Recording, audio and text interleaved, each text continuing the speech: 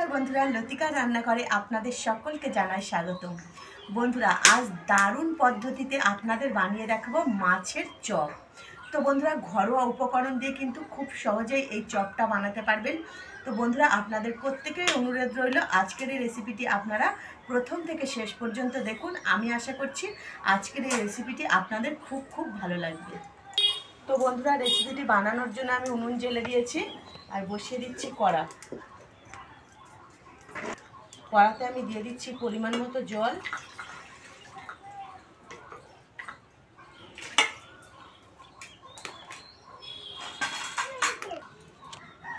তো বন্ধুরা, জল উষুম গরম হয়ে গেছে। এখানে আমি 3 পিস রুই মাছের দাগা নিয়েছি, জলের মধ্যে দিয়ে দিচ্ছি। মাছগুলো ভালো করে 5 মিনিট জাল দিয়ে সিদ্ধ করে নেব। তো বন্ধুরা, মাছ আমার সিদ্ধ হয়ে গেছে। 5 মিনিট জাল দিয়ে মাছটা খুব ভালোভাবে সিদ্ধ করে নিচ্ছি। এবার জল ছেঁকে মাছগুলো আমি তুলে নিচ্ছি। মাছগুলো একটু ঠান্ডা করে নেব। তো বন্ধুরা, মাছগুলো আমি এবার ছাড়িয়ে নেব। এবার ভাঙবো, গরম রয়েছে, এখনও ভালো ঠান্ডা হয়নি। কাঁটাগুলো ভালো করে বেছে নেব।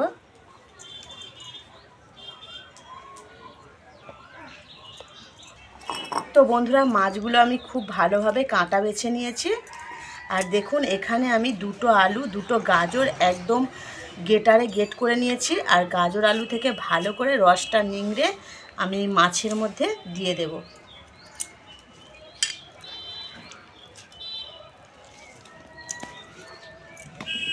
বন্ধুরা, গাজর আলুগুলো ভালো করে নিংড়ে জল ফেলে দিয়ে মাছের মধ্যে দিয়েছি। এবারে আমি দিয়ে দিচ্ছি পরিমাণ মতো লবণ, আর দিয়ে দিচ্ছি ভেজে রাখা গরম মশলা আর শুকনো লঙ্কা গুঁড়ো। দিয়ে দিচ্ছি পেঁয়াজ কুচি, 3টে মাঝারি সাইজের আমি পেঁয়াজ কুচি করে নিয়েছি।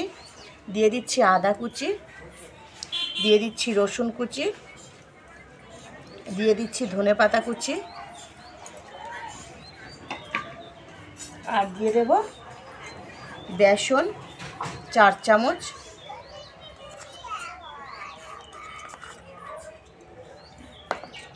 দিয়ে দিচ্ছি 4 চামচ চালের গুঁড়ি। আলো চালের গুঁড়ি দিচ্ছে, আপনারা সিদ্ধ চালের গুঁড়িও দিতে পারেন। দিয়ে দিচ্ছি পরিমাণ মতো একটু হলুদ গুঁড়ো, আর দিয়ে দেব কাশ্মীরি লাল লঙ্কার গুঁড়ো 1 চামচ, আর দিয়ে দেব 1 চামচ ভাজা জিরে গুঁড়ো।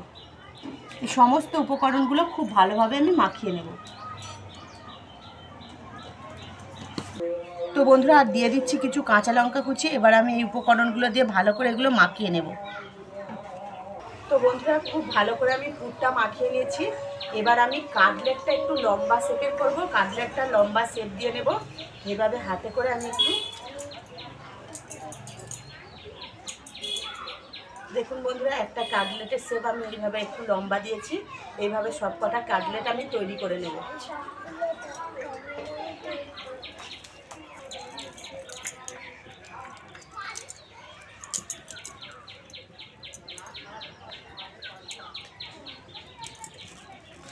তো বন্ধুরা, আমি সব কটা কাটলেটের শেপ দিয়ে নিয়েছি লম্বা লম্বা। আপনারা দেখতেই পাচ্ছেন কতটা সুন্দর হয়েছে।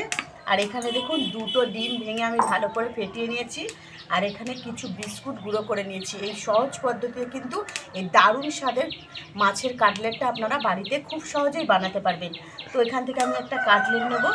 এইভাবে আমি প্রথমে একবার দিয়ে দিচ্ছি এই বিস্কুটের গুঁড়োর মধ্যে। তারপর আমি একবার ডিমের মধ্যে চুপিয়ে দিচ্ছি।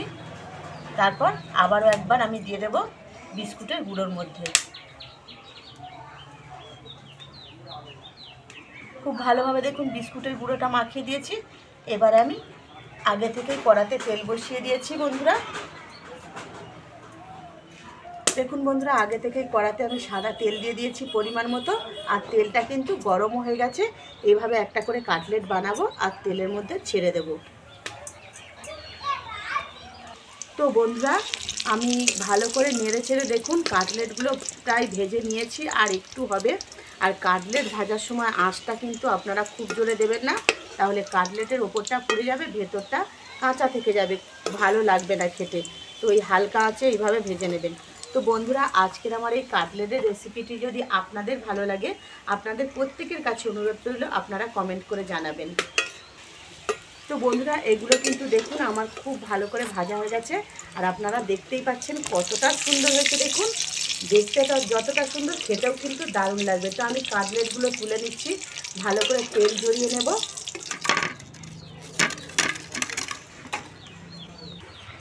তো বন্ধুরা, একইভাবে আমি বাকি কাটলেটগুলোও ভেজে নেব।